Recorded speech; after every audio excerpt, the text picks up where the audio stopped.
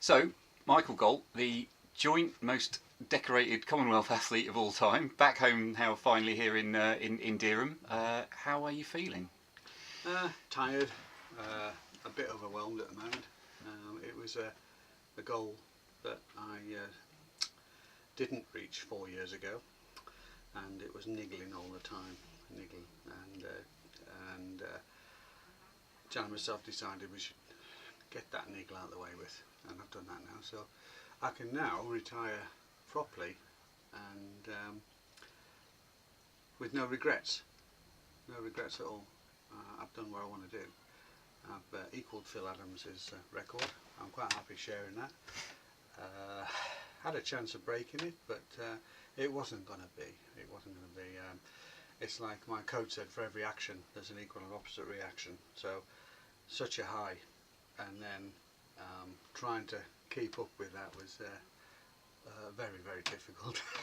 And how did, after that high and after all that attention and all the build-up of pressure that was surrounding, I guess, partly kind of that you would have put on yourself to get that one last medal that you needed, now that you're back and you've had a chance to take stock of everything, when you look back at that experience, how do you feel today, knowing that that's the last time that you're going to experience that those highs and lows? I say I've got no regrets. I've got the experience. I know what it feels like. The stress that myself and my family went through getting to these games is just phenomenal. Training, I spend hours in here on my own or with my coach George Darling and his son. I use him as a training partner, and we stand in here for hours on end just trying to perfect the sport. And sometimes it goes great, and sometimes it doesn't. You can't stay at a high level all the time. You take a little dip, and then you have to claw your way back up to that level. And it's the amount of time you can stay at that level is a trick.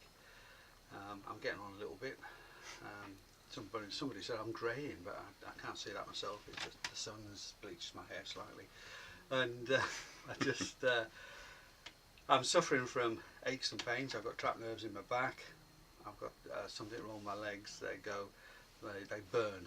They literally burn the outsides of my thighs when I'm standing too long. When I was shooting a free pistol, they were on fire, and so I was trying to cope with that, as well as the stress of competition. I think I did okay considering. I managed to finish the match. I think most people would agree you've done okay overall. Yeah, the 10 ring was just too small. I've never shot so many nines in my life in one match, just 9 after 9. In one particular series I shot 9 straight 9s, literally all the way around that 10 ring. It was like this little cone deflecting the bullets, and I thought I'm going to make that last shot a 10, and then I just moved the gun and it went into an 8.9, so it's just outside the 9 ring. So that was another one. I like to stay mid-90s, and I couldn't even get a 90. Ah, shame. But the last 10 was 90. My last few shots were 10s, so that's another high. But the overall goal and the thing that tempted you out of retirement in the first place to come back for these games was to get that one medal, which you've achieved. Yes. And now having done that, you no longer have the commitments for training and all the practice and everything that goes into it. What do you do to fill your time from now on if you haven't got that niggle left inside you that you need to get that last goal? Well, there's a concept that a lot of people have got when they can't find anything to do, and that's go on a thing called holiday. Got to find out what it's all about. I'm going to Google it and look up the concept and see what the gist of this holiday thing is. The wife hasn't had one of these for many, many, many years. We've been married for 40 years. We've been to Spain for 5 days, and I think we went to the States for we had 10 days in America 15 years ago, and it's just a sacrifice that we've had to make to achieve what I've achieved. I make no excuses for it, but my family have won these medals. I've just been pulling the trigger. They've had a lot of they've done without lots of things that other families would have, like a holiday, for instance.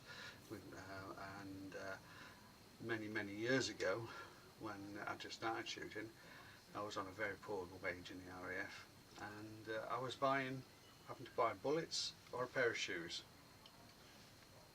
But I had to have the bullets. I had to compete. And then we saved up and then got some shoes later on.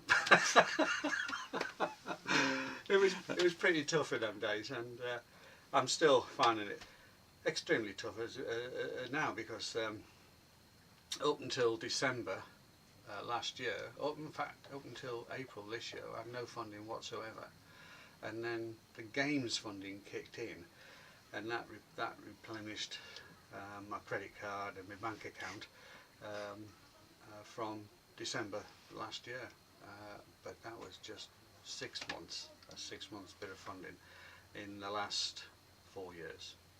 So you can imagine every penny I have has gone into my sport.